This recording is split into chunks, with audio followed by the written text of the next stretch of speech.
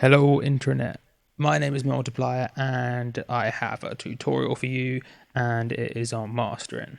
Although I guess it's more of a tip than a tutorial because I'm not going to show you any techniques actually.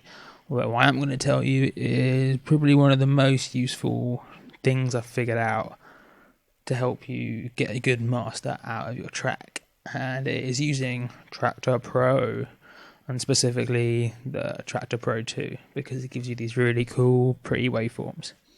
And that's really important because basically what these waveforms are is they're a picture version of the track and the sound you made. So like there's sound here and there's sound here, yeah.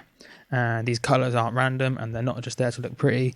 They tell you about the noise, like the more red it is, the more bass, the more blue and white, the more treble, and then in between is kind of a greeny orange, like it works like a spectrum. And also the height of the wave is how kind of loud it is. It's kind of obvious. And then if it's like quiet, it's less high, and then when it's really loud it's even higher.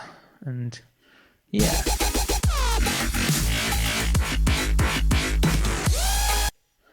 pretty obvious. You only have to play around with Tractor for a few minutes to get the basic idea.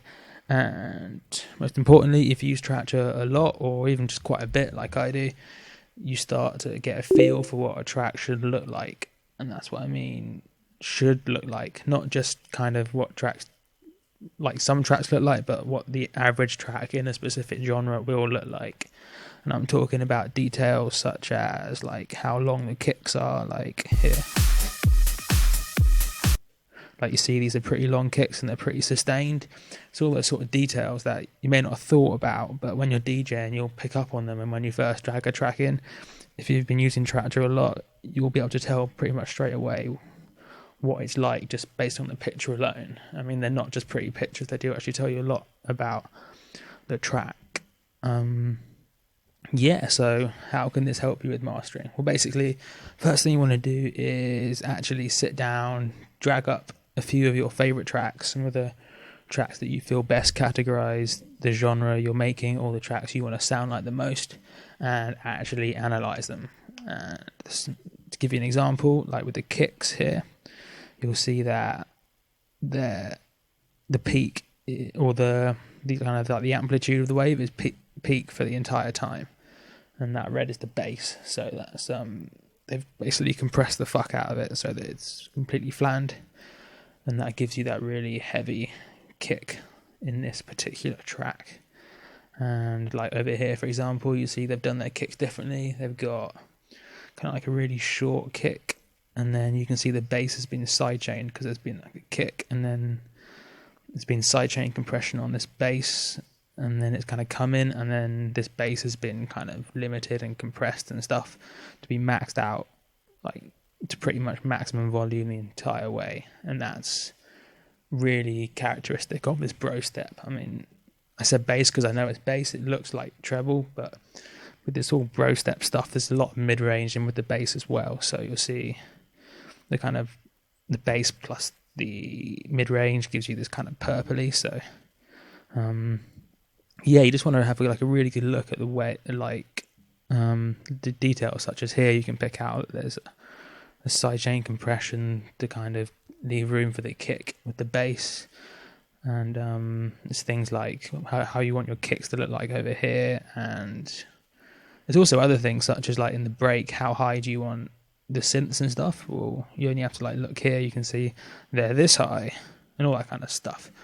So what you want to do is when you're mastering, when you have a master that you think is pretty cool, you want to drag it into Tractor and then compare it. And then if it looks similar, even at just a glance, you know your track's probably okay. And if it doesn't look similar, you need to do something about it. And I will give you some techniques on how to actually make like your kicks really big and your kind of mid-range kind of quite loud and all that kind of stuff later. But yeah, this is a pretty good technique I have to get your track sounding the same as other tracks, because one of the main problems is people find they can't get their bass and their kind of treble the exact kind of in the right balance, because maybe they're mixing on headphones, or they're mixing without a sub that's been kind of correctly set up or something like that, and they're wondering, well, how much bass do I want? Like, how loud do I want my synths? Because it's all right if it sounds good through your headphones, but it's got to sound the same as other tracks through most people's speakers. And like the way I do that is I pretty much just set the bass and the kick to be as loud as possible. Like you see, that's what they've done here. They've got the kicks as loud as possible, and like over in the bass bits, they've pretty much maxed it out at every little point. So that's the first thing you do: get the bass and the kicks as loud as possible, and then I pretty much just set the synths or the mid range or whatever to look right, like so it looks kind of about this high or about this high or something like that. Like you see, it doesn't have to be accurate, but it gives you an idea. Like you don't want your synths crazy compressed, but you don't want it to be a line. You want to actually be able to see it like here. So yeah, that's just a quick tip.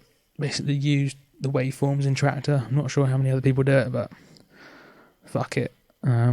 Yeah, check me out on Twitter, Facebook, SoundCloud, all that stuff, and I'll actually tell you how to kind of do the techniques to make your track sound good. But because this was just kind of a quick tip, because I haven't actually seen anyone else on YouTube explain this tip, so fuck it, some of you may find it useful.